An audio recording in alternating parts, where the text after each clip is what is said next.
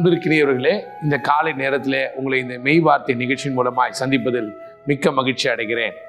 நீங்கள் சுகமாய் இருக்கிறீர்கள் என்பதை தேவனுக்குள்ளாக நான் அறிந்து கொள்ளவும் ஆசைப்படுகிறேன். கர்த்தர் உங்களை மிகுந்த ஆசீர்வாதத்துக்குள்ளாக இன்றைக்கு வழிநடத்துவாராக. இன்றைக்கும் நாம இந்த மெய் வார்த்தையின் நிகழ்ச்சியில கேட்க போகிற வாசிக்க போகிற மெய் சத்திய வார்த்தை என்ன அப்படின்னு பார்த்தீங்கன்னா, நெகேமியா 9ஆம் அதிகாரத்துல ஒரு சம்பவத்தை மீண்டுமாய் நினைவு கூர்ந்திருக்கிறார்கள். அதை தான் நம்ம திரும்ப வாசிக்க போகிறோம். இஸ்ரவேல் ஜனங்களை கர்த்தர் வனாந்திரத்தில் எப்படி வழிநடத்தி வந்தார், அது இந்த நெகேமியாவின் புஸ்தகத்தில் 9ஆம் அதிகாரத்தில் 19, 20, 21 ஆகிய வசனங்கள்ல நாம வாசித்து அறிந்து கொள்ளலாம். உங்களுக்காக நான் வாசிக்கிறேன்.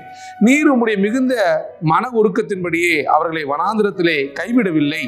அவர்களை வழிநடத்த பகலிலே மேகஸ்தம்பமும் அவர்களுக்கு வெளிச்சத்தையும் அவர்களுக்கு நடக்க வேண்டிய வழியையும் காட்ட இரவிலே அக்னி ஸ்தம்பமும் அவர்களை விட்டு விலகவில்லை. அவர்களுக்கு அறிவை உணர்த்த உம்முடைய நல்ல ஆவியை கட்டளையிட்டீர். அவர்கள் வாய்க்கு உம்முடைய மன்னாவை அருளி அவர்கள் தாகத்துக்கு தண்ணீரை கொடுத்தீர்.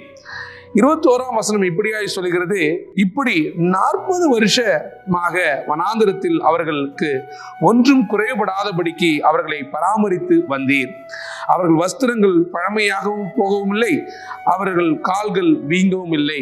அருமையானவர்களே, இஸ்ரவேல் ஜனத்தாரை எகிப்து பட்டணத்திலிருந்து தேசத்திலிருந்து அடிமைத்தன நுகத்தடியிலிருந்து தேவன் தாமே விடுதலை செய்து அவர்களை கானான் என்கிற பாலும் தேனும் ஓடுகிற தேசத்திற்கு வழிநடத்தி வருகிற வழியிலே வனாந்திரங்களை கர்த்தர் கடக்க பண்ணினாராம்.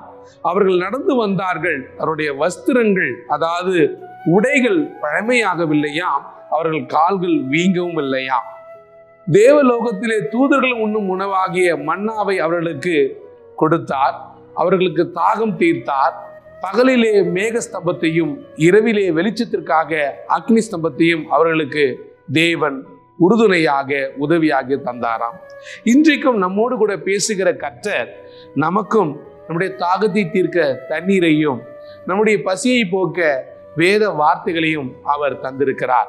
அவருடைய வார்த்தைகள் நமக்கு ஜீவ ஆதாரமாய் இருக்கிறது. அவருடைய வார்த்தைகள் நமக்கு மன்னாவாய் இருக்கிறது.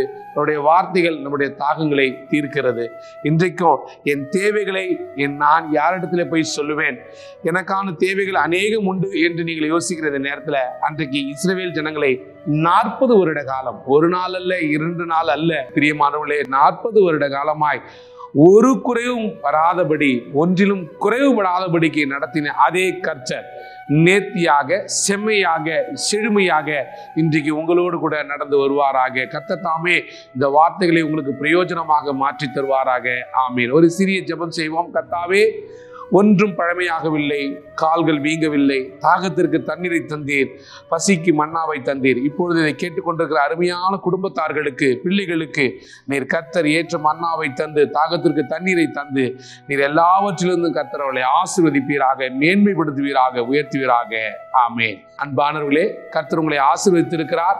கர்த்தர் இன்னும் உங்களை மேன்மைப்படுத்துவார். நிச்சயமாகவே நீங்கள் வளருவீர்கள். ஆமேன்.